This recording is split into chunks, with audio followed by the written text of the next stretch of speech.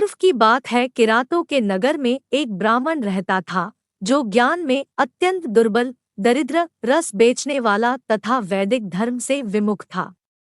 वह स्नान संध्या आदि कर्मों से भ्रष्ट हो गया था और वैश्यवृत्ति में तत्पर रहता था।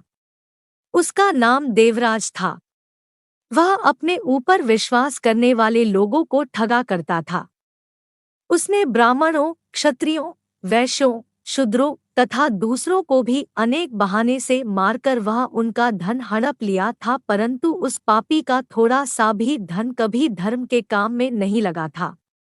वह वेश्यागामी तथा सभी प्रकार के आचार भ्रष्ट था।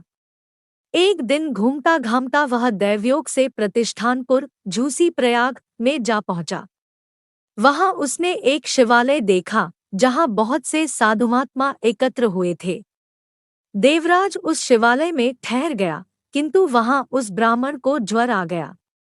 उस ज्वर से उसको बड़ी पीड़ा होने लगी। वहां एक ब्राह्मण देवता शिव पुराण की कथा सुना रहे थे। ज्वर में पड़ा हुआ देवराज ब्राह्मण के सुखारविंद से निकली हुई उस शिव कथा को निरंतर सुनता रहा। 1 मास के बाद वह ज्वर से अत्यंत पीड़ित होकर चल बसा। यमराज के दूत आए और उसे पाशों से बांधकर बलपूर्वक यमपुरी ले गए। इतने में ही शिवलोक से भगवान शिव के पार्षदगण आ गए। उनके गौर अंग, श्वेत अंग कपूर के समान उज्ज्वल थे, हाथ त्रिशूल से सुशोभित हो रहे थे। उनके संपूर्ण अंग भस्म से उद्भासित थे और रुद्राक्ष की मालाएं उनके शरीर की शोभा बढ़ा रही थी। वे सबके सब क्रोधपूर्वक यमपुरी में गए और यमराज के दूतों को मारपीट कर बारंबार धमकाकर उन्होंने देवराज को उनके चंगुल से छुड़ा लिया और अत्यंत अद्भुत विमान पर बिठाकर जब वे शिवदूत कैलाश जाने को उद्यत हुए, उस समय यमपुरी में बड़ा कोलाहल मच गया। उस कोलाहल को सुनकर धर्मराज अपने भवन से बाहर आए।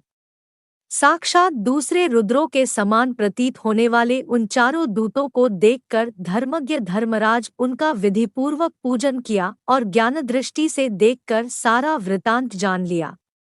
उन्होंने भय के कारण भगवान शिव के उन महात्मा दूतों से कोई बात नहीं पूछी, उल्टे उन सबकी पूजा एवं प्रार्थना की। तत्पश्चात वे शिवदूत चले गए और वहां पहुंचकर उन्होंने उस ब्राह्मण को दयासागर साम शिव के हाथों में दे दिया। आए मित्रों, अगर आपको कहानी अच्छी लगी हो, चैनल को लाइक शेयर सब्सक्राइब जरूर करें। धन्यवाद।